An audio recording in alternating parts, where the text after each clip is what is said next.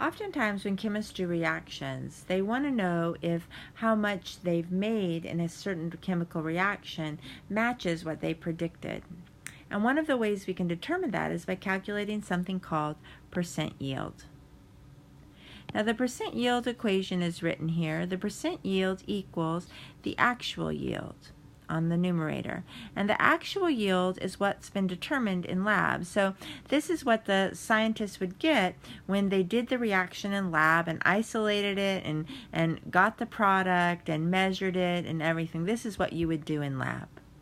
And we divide that by what's called the theoretical yield.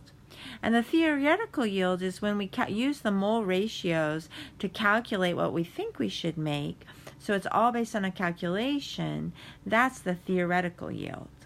So we're comparing what we would get in lab to what we would get on paper.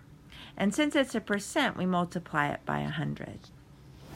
So here's an example. It says if the theoretical yield of ethanol is 23. So this is what we would predict. This is from the equation. This is from math. So they calculate it. So this is from a calculation because it's the theoretical yield. So they said if the theoretical yield is 23, what is the percent yield if only 15 grams were actually formed? So the 15 grams is what we got in lab. I'm not feeling good about this.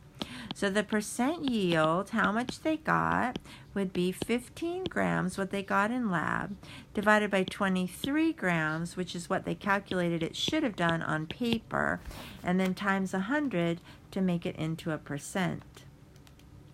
So 15 times 23 times 100, it's to two significant figures, 65% yield.